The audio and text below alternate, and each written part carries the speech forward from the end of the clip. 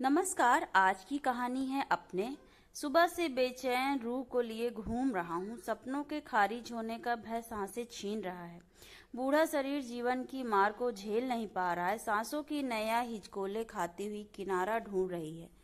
सफर अब अकेले तय करना है। यह तय करना है अपनों का साथ अब छूट चुका है। अब तो दरवाजे की महीन सी घंटी भी मुझे भयंकर लगने लगी है। जानता तो हूँ कि अब इस दरवाजे पर कौन आएगा, फिर भी इस आस में पूछ लिया करता हूँ कि शायद जवाब कुछ और हो जाए। पर नहीं, भूल गया था कि किस्मत ने अपना पासा फेंक दिया है और मैं व्यर्थ ही उसे पलटने की उम्मीद लगा बैठा हूँ। अंदर आ जाओ। सफेद कमीज, पैंट, काला चमकदार कोट, काले चमड़े के जूते और हाथ में काला बैग लिए एक नौजवान घर के अंदर दहलीज को लांघ कर भीतर आया और कानूनी कागज दिखाने लगा। देखिए, मुझे भी अच्छा नहीं लग रहा है, पर क्या करूं। न चाहते हुए भी मुझे अपने क्लाइंट की बात माननी होगी और आप दोनों को जो तुमसे कहा गया है तुम वही करो।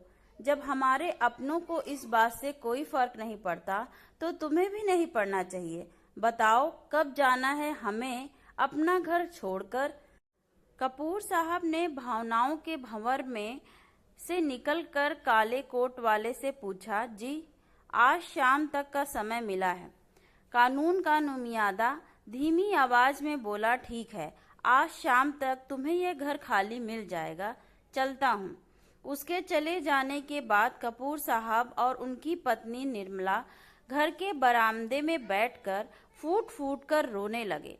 इस उम्र में बच्चे माँ बाप के बुढ़ापे का सहारा बनते हैं, परंतु कपूर साहब के बच्चों ने उनसे इकलौती छत का सहारा भी छीन लिया।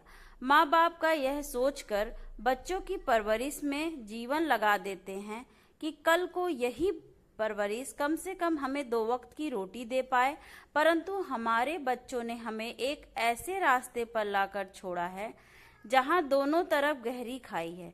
ना जाने क्या कमी रह गई थी हमारे प्यार में, जो यह परिणाम भुगतना पड़ रहा है। बच्चों की हर ख्वाहिश को अपना कर्म धर्म माना, उनके लिए दिन रात जी तोड़ मेहनत की ताकि कोई गम उन्हें छू भी ना पाए। और आज उन्होंने हमें ही दर दर की ठोकरें खाने के लिए मजबूर कर दिया है। जब हमारी लाठी बनने का समय आया तब सभी ने हाथ पीछे खींच लिए। अब तो छत भी छीन ली गई है। ऐसी औलाद से तो भगवान हमें बेऔलाद ही रखता। ना मालकिन, ना हमारे बच्चे होते और ना हमें वह यही शिक्षा मिलती जो किसी भी पाठशाला में नहीं दी जाती है। उन्होंने यथार्थ वह आईना दिखाया है जिसकी हमने कभी कल्पना भी नहीं की थी। यही सोचकर सब कुछ उनके नाम कर दिया था कि इनके सिवा हमारा है ही कौन।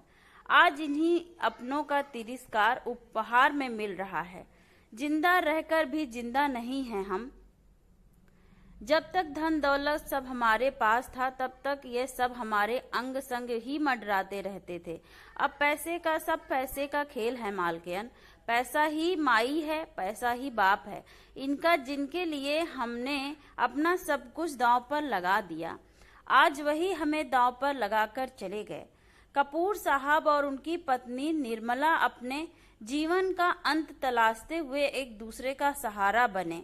आज शाम तक का समय है साहब, क्या हम कुछ नहीं कर सकते? कोई तो रास्ता होगा हमारे घर को बचाने का। नहीं मालकिन, हमारे अपनों ने हमें दुख के एक ऐसे कुएं में ढकेला है जहां उम्मीद की कोई भी किरण नहीं दिखाई दे रही है। मैं अक्सर यही सोचा करता था कि वे कैसे परिवार होते हैं जहां माँ बाप को दहलीज के परे रखा जाता है। क्या माँ बाप अपना फर्ज सही से नहीं निभा पाए होंगे?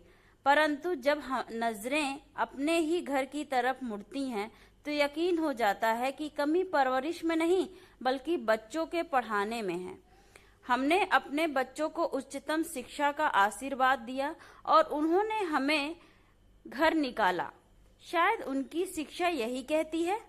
साथ के घर वाले चौधरी जी, उनकी पत्नी ने अंदर दरवाजे पर दस्तक दी। कपूर अंदर आ सकता हूँ? हाँ चौधरी, आ जाओ। चौधरी साहब और उनकी पत्नी दोनों ने भीतर प्रवेश किया। मैं जानता हूँ कपूर, तेरे बच्चों ने क्या किया है।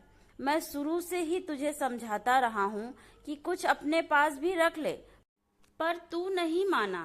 तुझे अपने बच्चों पर अंधा विश्वास था। देख लिया उसका नतीजा। आज तुम्हें तुम्हारे ही घर से बेघर कर दिया गया है। पता नहीं ये बच्चे क्या चाहते हैं हमसे।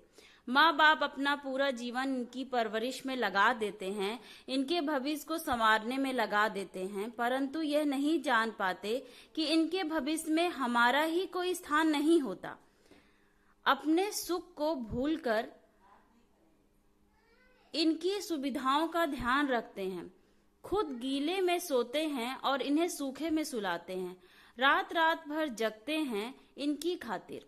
इनके थोड़े से ताप पर माँ बाप की सांसें रुक जाती हैं, लेकिन ये हमें हर मोड़ पर ठोकरें मारते हैं। माँ बाप हर तरह से इनका ध्यान रखते हैं, इनके लिए दुआएं मांगते नहीं थकते, और ये समझ नहीं आ रहा है कि हमसे कहाँ कोई भूल हो गई कि हमारे बच्चों ने। कपूर साहब। पत्नी निर्मला चौधरायन के गले लगकर फूट फूट कर रोने लगी। देख कपूर, हम बहुत सालों से एक दूसरे के हमदर्द हैं।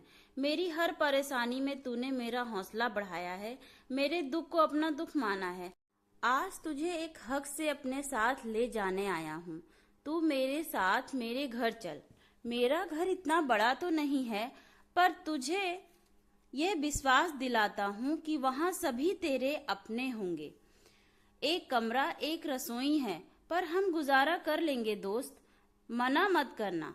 ना चौधरी, हम अपना बोझ तुझ पर नहीं डाल सकते। अपनों ने हकीकत का आईना दिखाया है, अब हम हकीकत में ही जिएंगे। चुप कर कपूर, जानता हूँ मैं तू बहुत खुददार है। अपनों पर तो तूने खूब विश्वास किया, अब एक बार गैरों पर भी भरोसा करके देख ले।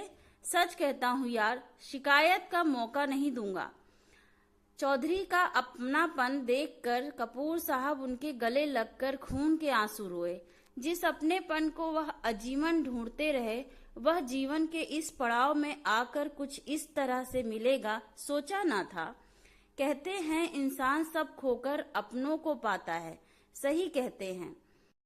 थपक थपक दरवाजे पर फिर से एक थाप सुनाई पड़ी। हमें इमारत गिरानी है, आप सभी यहाँ से चले जाएं। नहीं, मैं इसे गिरने नहीं दूंगी। यह कोई इमारत नहीं, हमारा जीवन है, और मैं हमारे जीवन को यूं बिखरने नहीं दूंगी। एक एक ईंट मेहनत की है हमारी। ये कमरे, खिड़कियां, दरवाजे बात करते हैं मुझसे। जब कोई हमारा हाल नहीं पूछने आया तो इन सभी ने हमारा साथ दिया है। नहीं, मैं ऐसा नहीं होने दे सकती, कभी नहीं।